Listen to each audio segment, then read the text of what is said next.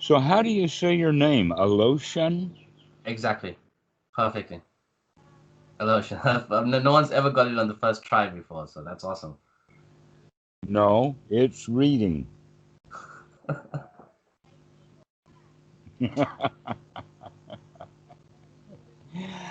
Actually, we can start at that one point, and that is that much of what the Dhamma is to take the awesome out of everything and let everything be just real. Okay. That awesome is what people want, what they try to make things into, what they try to keep up with. Awesome is dukkha. So that's the first step then. And in fact, in one of the suttas, the Buddha says that he teaches both formally and now only one thing, and that is dukkha, dukkha nirodha. That's all he teaches.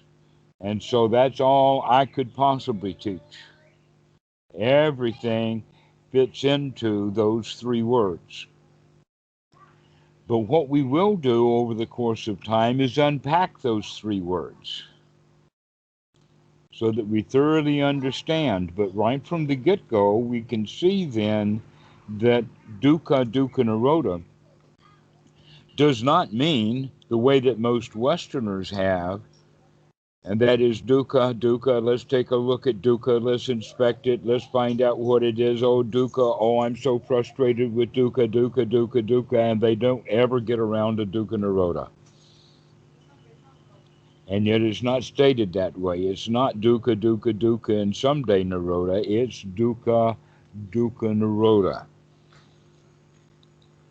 So dukkha nirodha is the end of suffering. Yes? Right now. Not way off into the future, but right now. Okay. Okay? I can, Dukkha means that you have to be able to see it. In yes. other words, you have to recognize it. And if you recognize it correctly, like imagine that you just were handed a hot rock or a hot potato. How long are you going to hold that hot rock in your hand, letting it burn? Not at all. I would recognize the heat immediately. Okay. Yeah, it doesn't take long to figure out that the rock is hot. Yes. But some things are more difficult. Some things are more difficult to figure out that they are dukkha. But once we do figure out that that's dukkha, once we do a correct investigation to see that it is dukkha, then we want to immediately drop it like a hot rock. That does not mean that we have to go immediately over to the kill, destroy the kill, bust up the fire, and throw all the rocks in further directions so that you never get another hot rock. That's not what we're talking about. No, when we recognize this rock in my hand right now is hot, I drop it. Understood. Okay. So, dukkha, dukkha nirodha, is in fact the entire teachings of the Buddha, to be able to see dukkha and to drop it immediately. There is not much else to it, in fact, but there are some details that may help one to be able to do that. Okay? An example would be when you begin to see that all the beliefs, concepts, and things like that that you hold are in fact dukkha, then you will stop eating them. So, sorry. So this is the point that I got to probably about 2 years ago, in which it really destabilized me. Looking closely at each of my thoughts and my beliefs and my concepts, and I saw that each of my beliefs, whatever belief they were, They seem to be formed by other beliefs and other opinions and other concepts that I have gathered throughout my life. Wow, exactly. What a mess. What a big pile. What a thicket of views. Yeah, so it's just knotting self-referential beliefs that refer to other, just a massive knot of confusion. And when I tried to look at that, I saw that holding on to any belief, holding on to any concept, caused a certain amount of identification with that, and therefore caused me to want to protect that, which led to resistance, which led to suffering. However, my biggest issue since then is the habitual nature of the mind and the body. It's exactly what you said. In fact, in my analogy, I said the same thing. I said, imagine being able to hold a hot pan, or holding a hot pan that you have your entire life, but not knowing that it's hot, and then realizing that that's the thing that's burning you, but Hmm. still not being able to put it down. Just due out of habit, you just keep on picking it up again. That's what I'm struggling with. I see what's causing my No, suffering. wait a minute. There is a huge difference between holding on to it and the other part that you mentioned, putting it down and then picking it up again, because that's reality. Part of the delusion is that we hold it all the time. Yes, when I'm asleep at night, I do not hold those things. No. That's true. And not only that, when you're thinking about the Dhamma, then you're not holding on to that stuff. When you're thinking about the breath or watching the breath, you're not holding any of that stuff. But a second later, you can be holding it. And then the delusion comes that it's been there all along, when in fact it hasn't. I understand. Can I spend 60 seconds or so simply telling you about the last 2 to 3 days? Um, well, it's not even about the last 2 to 3 days. It's about what's happened to me mentally. Would that be okay? Okay. Um, so what's been happening is that I went into this investigation, which I completely understand that you might say, which you say is unwholesome at this point because my mind might not be ready for it. But I went into this investigation of who I am, of who am I? And before even getting down to that path, I realized a thing that basically changed a lot of my perception, and the way I think. And it was the realization that these thoughts that appeared in my mind had absolutely nothing to do with me. Whoever I was, whoever I am, these thoughts that appear Well, have. that's pretty good idea. Or that's a good, let's call it an insight.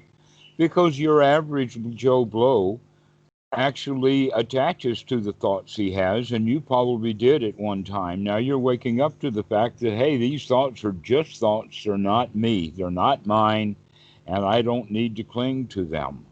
Yes, and um, And they're not there all the time.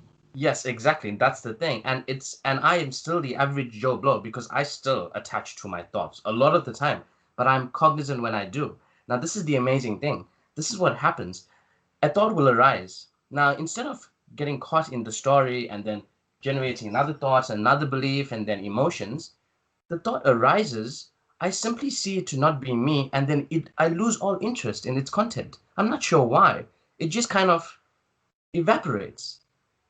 Now, my biggest issue in life was overthinking. I thought all the time, but We it was actually are going to count on that thoughts evaporate. that's what's been happening in the past few days. So what I It's realized that been happening your whole life and you haven't noticed it.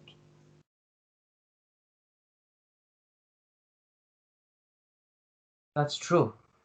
That's Thoughts extremely true. evaporate. That's exactly what happens. They poof, they go away. They melt into the air. There's no air to melt into. They're just gone. Yes, yes. They're And then there. I realized that my issue is not just the content, sorry, not just the multitude of thoughts, but the identification with them. When I stopped identifying with them, they kind of had much less value. Right, okay, but that does not necessarily lead to more thoughts of, well, then who am I? So that happened to me a year ago. But even that was seen to be a thought. So now, sitting here right now, if I'm able to rest in, how do I say it? In the knowing that I'm not those thoughts, in the knowledge that whatever is arising, it is not me. In Okay, doing, let's go one more step then if we're going to jump into this part of the Dhamma. okay, And that is that not only are you not those thoughts, you're also not the feelings, you're also not the body, you're also not your memory systems, yes, you are not your concept of consciousness, yes, and you are not the machine that does all of the processing of this that we call perception. You are not any of those things. But the worst part of it is that means that you do not know who you are. that's okay. Okay? Because that's where you're going to have to leave it. You That's don't fine. know who you are. But the easiest way that we can understand that is that each one of us, ourself, is a moving target. Yes, I saw that. I saw I move. As soon as I looked for I saw it moving, and it started referring to itself, and then moving. It's constantly moving, and I'm like, who are you? Not only is it moving, but whatever it is also changing and modifying. Let us say it like this, that you could have a long list of attributes that somebody gave you an exam or something, and on a piece of paper, your job was, or not one piece, but maybe 10 pages of write down everything about you, define who you are. And now you have to take that same test the next year. Do you It think would it would it? be blank. It would literally be nothing. Okay.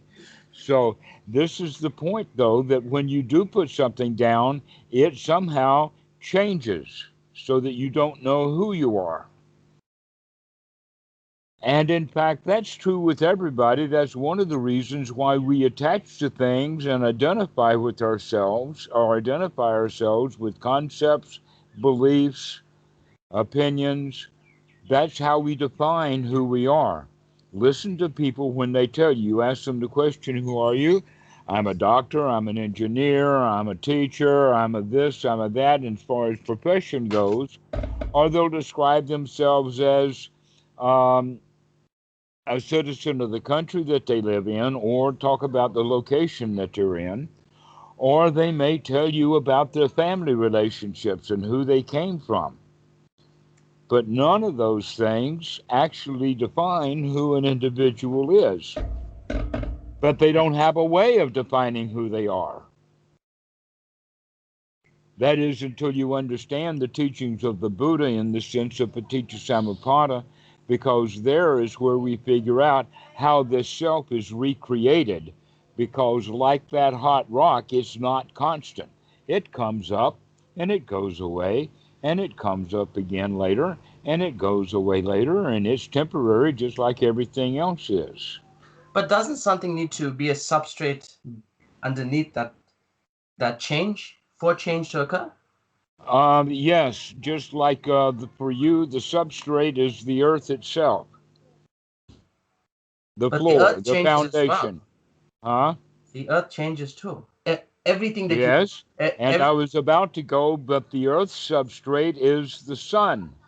but the but it, everything every And form then the sun is just going all throughout space, and it has no substrate except maybe the galaxy the that it's in. galaxy, and that has the supercluster, and then that has the local supercluster, and then Okay, all right. So where is then the substrate? well, this is the thing. So any form you can, any physical form you can point to will be something that changes. It cannot be, the substrate cannot be found in any form of ours, in thought, in Congratulations, you're moving right along. There is no substrate to be found. But you just complained to me a moment ago about, well, what about the substrate?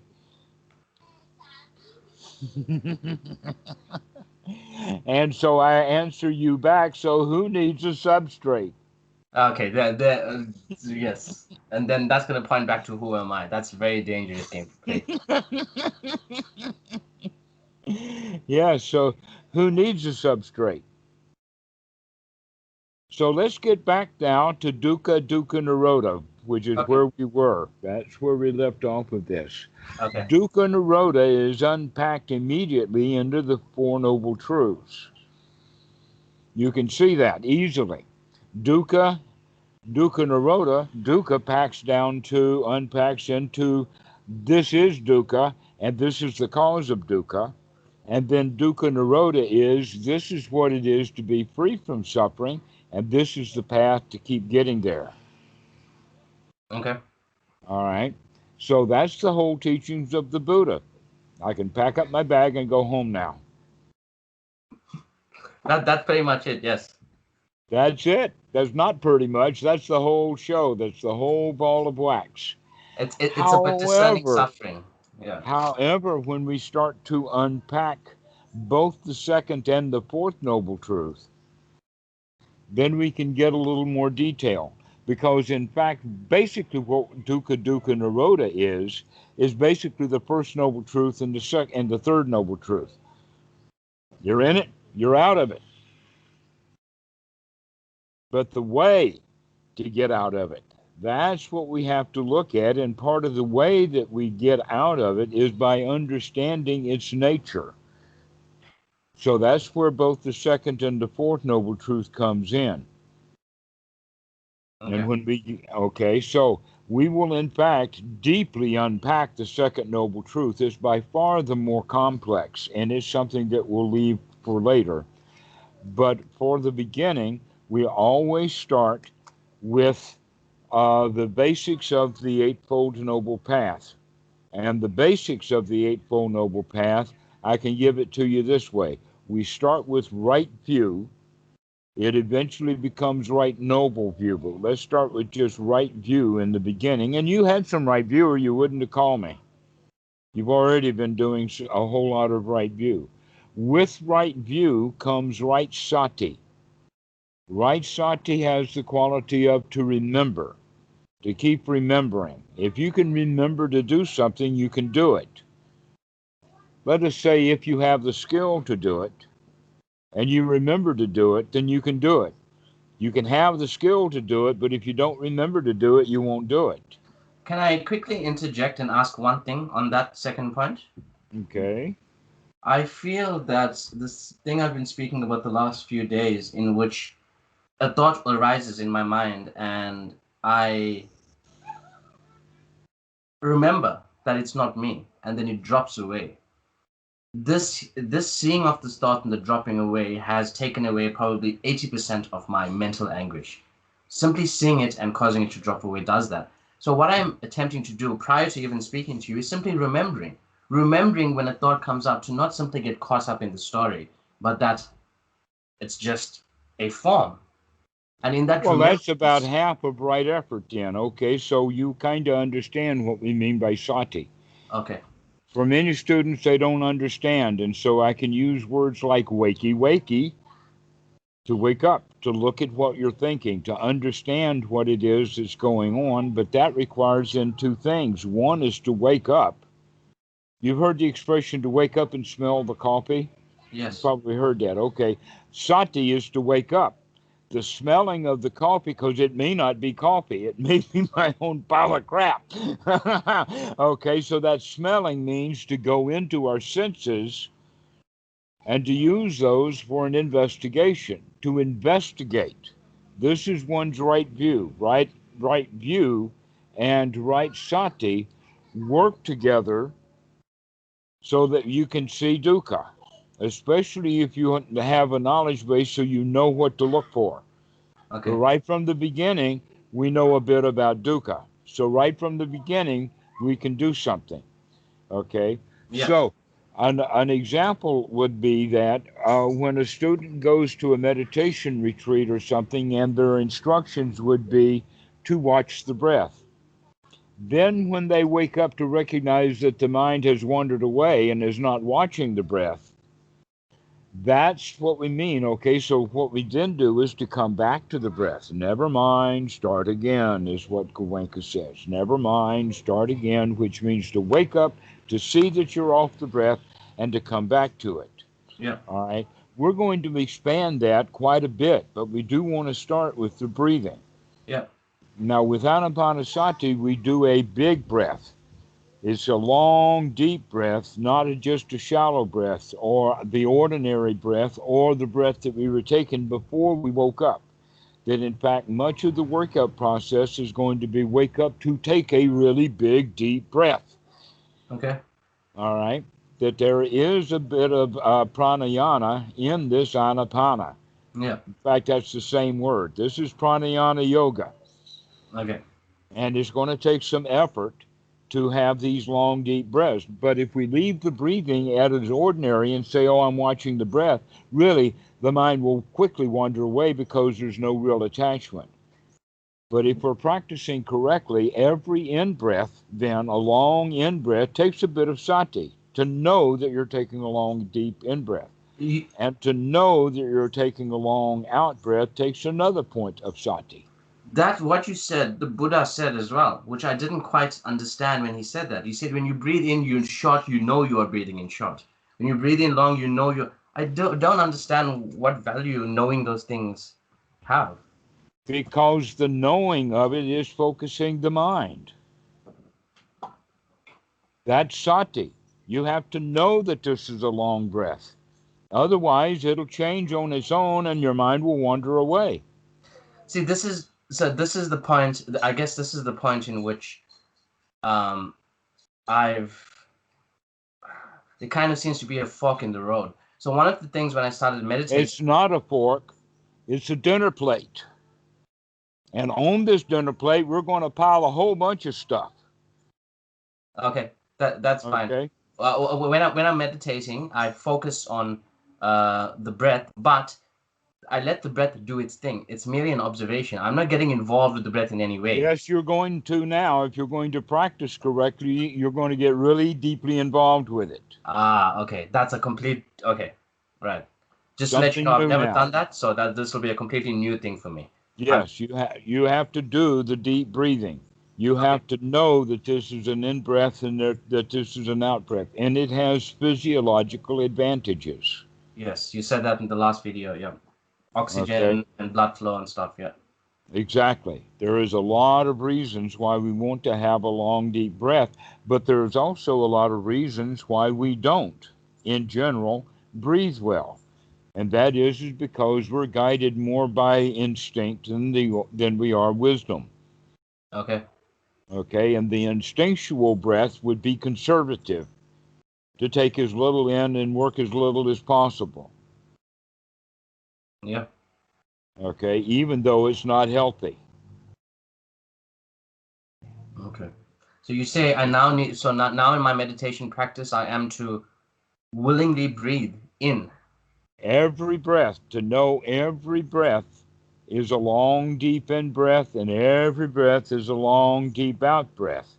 And that you're going to do that every time you remember to take a deep breath. Because the mind's going to wander away for sure. But when you come back to it, and in fact, this is one's right effort. Okay. But there's I'll do another, this. all right, good. There is another right effort. That in fact, right effort comes in two forms.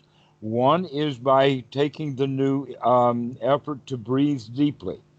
And that after a long practice of months or years, whenever sati arises, immediately a long, deep breath will come with it. They come conjoined, they come together. In the beginning, you have to remember and then take the effort to start breathing well. Yeah. But later, after it becomes a real habit and you have the right amount of effort, that when sati comes, the breathing starts immediately with it. Okay. There is another point about right effort. And this is in the Anapanasati Sutta, step number 10 of gladdening the mind. Now, this is a concept that many people miss out on, but the Buddha was really big on it. And then, in fact, you can see the remnants of that spread all around the suttas in the sense of sukha, pleasant, joyful, metta, all of that stuff is around getting the mind in a bright state, not a dull state, to brighten the mind by gladdening the mind. How do we And do so, this? Parda? How would we brighten the mind? I think I need a lot of brightness. It's just been dark for the past 3 years. Well, the Buddha gave an example.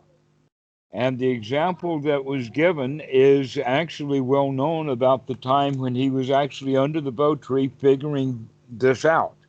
That Yeah. in fact, this is the key ingredient for paticca samuppada. And the statement that he made was, "Aha, I see you, Mara." Now, what that meant was is that he could see that the mind had an unwholesome thought. But it was not his thought, it was just Mara. Yes. Okay, we also do that with feelings, that when anxiety comes, the student needs to learn to say, "Aha, I see you, anxiety. Aha, I see you, Mara." Now, by doing that, we immediately separate because most people, when they have a thought, they think they are the thought.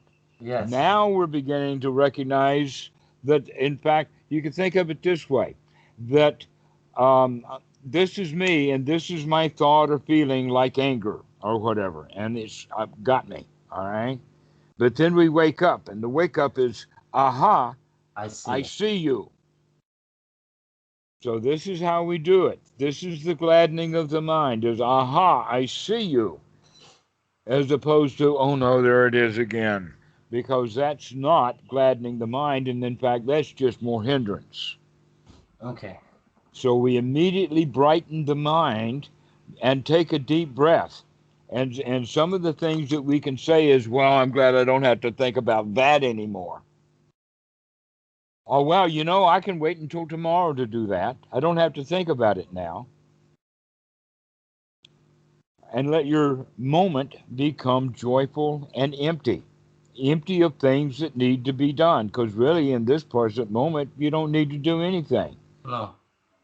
That's the other thing I was finding by dropping thoughts. All that thought was doing was taking me either into the future or the past. It was taking me away from the only thing that actually exists right now, which is extremely sad. And gave you work to do. Yeah. You go to the past to get your work detailed, and then you take it off into the future to do it. And and, all of that happens in the mind. and the work itself is purely created by the mind itself. So I'm Precisely. just giving myself stuff. It's ridiculous.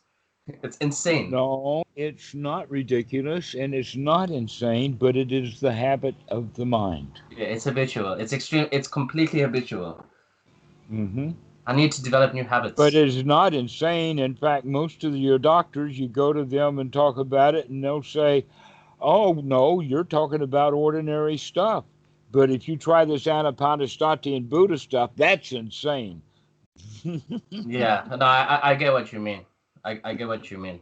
It's very interesting looking at the different sides of Eastern and Western philosophy and spirituality and see how things are looked at completely differently from each side. Well, that is in fact one's right view. One's right view is not a fixed viewpoint, but it's the ability to move your point of view around so that you can see things from very many different angles. If you had a fixed viewpoint, that would be a belief, and all beliefs seem to be inherently untrue. Right. Well, let us say it's a narrow viewpoint. Yes, At least it's missing some data. yes, at All the right. very least, yes. So, um, this whole point then about right effort, when one takes right effort, the right effort is twofold. One is that we gladden the mind and we start having wholesome thoughts. It takes some effort to have wholesome thoughts. The other one is to start taking wholesome deep breaths so that the mind becomes invigorated and alive, not dull. A lot of meditators will come and say, "Oh, every time I meditate, my mind gets really dull." Well, yeah, that's what you're going to do when you stop breathing. That's me. That's after 20 minutes, it's just straight into dullness. All right, well, That's because you're not breathing well. My breathing almost becomes imperceptible, and I was taught, unfortunately, that that happens when you get deeper into meditation. When you're reaching the jhanas, you're breathing. Yeah, but why does anybody want to go deep into meditation? These are all beliefs. We probably best we Okay. target. Do It's all you wrong know? beliefs. Do you know about the story of the Zen stick? The stupid stick. Yeah, the Zen stick. Yeah. The Zen master carries a bamboo stick that's got a slit in it so that it makes a real loud racket when it's hit with something. When it hits something. Yes. Okay, and he generally walks around and he hits the shoulder of this or that meditator. Yes. Who gets hit?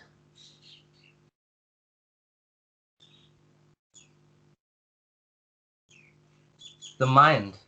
The one. No, no, no, no, no, no. My question is different than that.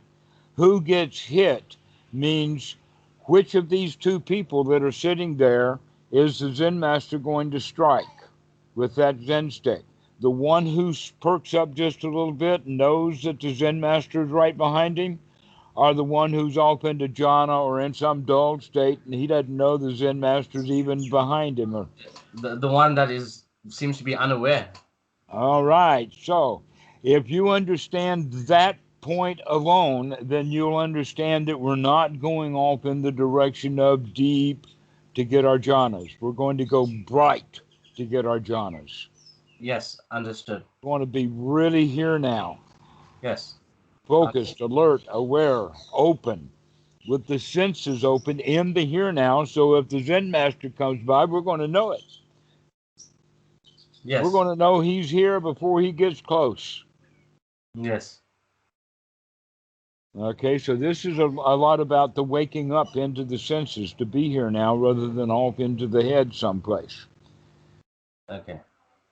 That this is what, in fact, the hindrances are, is lost in the inner space. When you say inner space, the mind. Yes. Mm-hmm. But I'm making a reference to an old television program, Lost in Space. I know of the program. I haven't watched it. But that's what happens. We get lost in our own space. And some people will sit down on the floor and do that and call it meditation. Yes. My meditation has graduated to open awareness, kind of, where I try and do exactly what you said. I sit in open awareness, and any forms that appear in my mind are just dropped and I return to open awareness. That's been my Mm-hmm. base. But I will try So, to breathe now. all right, so the number one thing then we need to work with is getting the mind gladdened up, to Okay? gladden it, to have. Now, a lot of people misunderstand this about what I'm talking about and think that I'm talking about affirmations. Okay? These are not affirmations, these are the real things that are going on. And Okay? affirmations are almost always selfish in their nature. Yes. So the young girl is standing in front of the mirror, a teenager about to go to school, and saying, I'm beautiful and I'm bright and I'm the happiest girl in school and everybody loves me. And she doesn't believe any of it. And then she leaves the bathroom and has a miserable day. And those affirmations don't work. But they're also selfish. The kind of things that we're going to say is, well, I'm glad I don't have to think of that. Or, wow, I see you, Myra, and out you go. Or, my, what a wonderful moment this is. Another one would be, yeah, this is Third Noble Truth. Isn't this great? Okay? These are the So wholesome thoughts you were mentioning. these are the wholesome thoughts, the thoughts about what's happening right now, where affirmations are thoughts about me and how good I am. Yes, I completely understand. Are you able to contrast that with unwholesome thoughts? Anything that has to do with the past, anything that has to do with harming someone, anything that has to do with the future, anything that keeps you from being joyful right now is an unwholesome thought. Anything that has to do with the past or the past or the future is 99.99% of thoughts. For most people, yes. For me, Okay, so wakey wakey, yes. wake up and be here now. Spend your time in the present moment rather than in the past. You don't need to be in the past. Yes. Okay, here's an example of that. Got to go to the bank. Got to go make a transaction at the bank. But I don't have to go any particular time. We'll say, okay, it'll be convenient to go next week. And I've got all the paperwork. But how many times is the average person between now and next week going to think about, I got to go to the bank, I got to go to the bank, I got to go to the bank? Do I have all my papers? Let me go check them again. Almost every single day, maybe 5 times a day, for no reason at all. No reason at all. But in fact, none of that's going to help you to remember when you actually do decide to go to the bank. It has zero utility to think about it that much. All right. So much for thinking about the future. Same. Yeah. So the issue I'm having is I know these things, yet Mm-hmm. the bank will still pop up 20,000 times a day. Yes, and every time it does, and you remember that you're practicing something new, then you can say, aha, I see that bank coming in again. Aha, I see you. See you, Myra. Yeah, you, Myra. Mara, you bank, National Bank of Mara. Wow, this is you know that you what you're telling me is literally practice changing, and I could not understand how you could say something so simple that would be. And let me tell you why quickly. The reason is because the way I was doing this is that when a thought would come up, instead of saying "I see you, Mara," I'd be like, "Yep, there you go. You failed again." You know that this thought is inconsequential. You know it's not helping you. That you are letting it destroy you again. But then what you do is say, therefore it's bad. And because those thoughts keep coming, I'm a bad person.